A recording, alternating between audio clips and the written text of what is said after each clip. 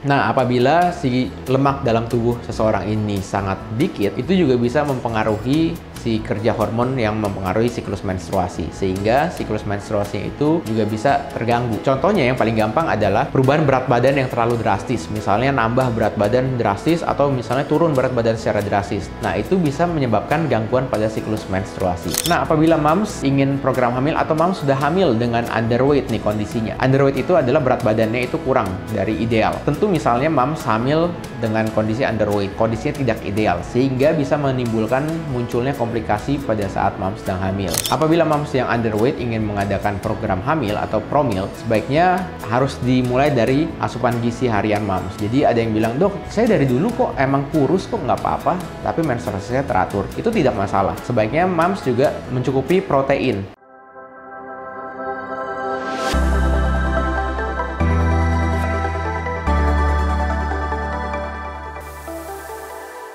Hai, kembali lagi di channel Dr. Kevin. Apa kabarnya semua? Semoga semua dalam keadaan yang sehat ya. Nah, kali ini saya akan menjawab pertanyaan nih. Banyaknya juga nih yang nanya, "Dok, benar gak sih kalau terlalu kurus itu bisa bikin jadi sulit hamil?" Nah, pengen tahu jawabannya? Ikutin terus ya. Tapi seperti biasa, sebelum saya lanjut, buat kalian yang baru pertama kali ketemu dengan channel ini atau yang belum subscribe, ayo cepetan.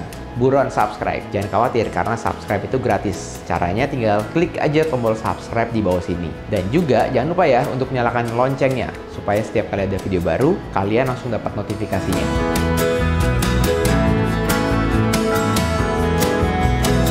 Di dalam tubuh kita ini diatur nih fungsi-fungsinya. Salah satu yang mengatur adalah hormon. Hormon ini bisa mengatur berbagai macam fungsi dari tubuh. Salah satu contohnya adalah ada hormon yang bertugas untuk mengatur siklus menstruasi, sehingga siklus menstruasinya lancar. Nah, hormon ini juga dipengaruhi nih oleh beberapa faktor. Misalnya dipengaruhi oleh dari metabolisme lemak. Lemak di dalam tubuh kita ini ada fungsinya sebetulnya. Salah satunya itu tadi mengatur juga nih dari regulasi atau fungsi hormon supaya bisa berjalan dengan lancar. Nah, ada kandungan lemak di dalam tubuh orang-orang itu berbeda-beda. Misalnya si A kandungan lemaknya lebih banyak, si B kandungan lemaknya tidak ada sama sekali atau sangat-sangat minimal, atau si C misalnya kandungan lemaknya ideal. Itu juga bisa mempengaruhi metabolisme tubuh tiap-tiap orang, sehingga hormon yang berfungsi itu juga fungsinya nanti juga bisa berbeda-beda nih. Jadi bisa menyebabkan gangguan pada fungsi hormon apabila terjadi gangguan dari metabolisme lemak tersebut.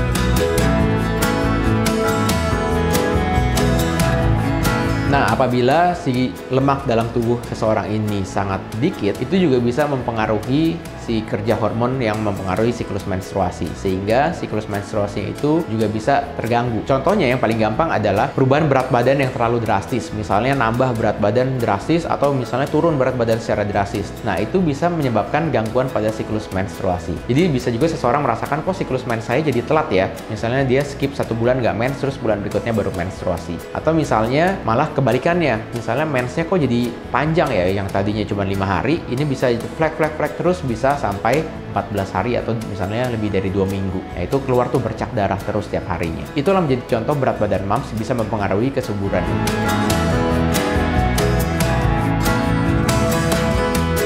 Nah, apabila moms ingin program hamil atau moms sudah hamil dengan underweight nih kondisinya. Underweight itu adalah berat badannya itu kurang dari ideal. Tentu misalnya moms hamil dengan kondisi underweight, kondisinya tidak ideal, sehingga bisa menimbulkan munculnya komplikasi pada saat moms sedang hamil. Misalnya bisa berdampak dalam tubuh moms sendiri atau bisa juga berdampak ke baby yang dikandung. Contohnya misalnya berat badan janinnya menjadi terhambat atau bayinya menjadi berat badannya yang kecil selama kehamilan. Nah, itu bisa dipengaruhi oleh moms yang memang underweight atau misalnya moms yang kurang gizi atau asupan gizinya kurang selama hamil.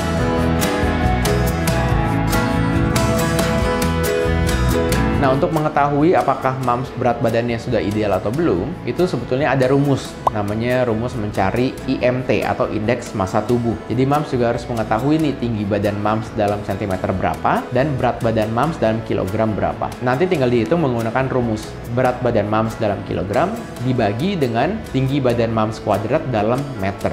Nah, itu nanti dapat tuh angkanya berapa. Nah, apabila angkanya di bawah 18,5, nah itu berarti moms underweight.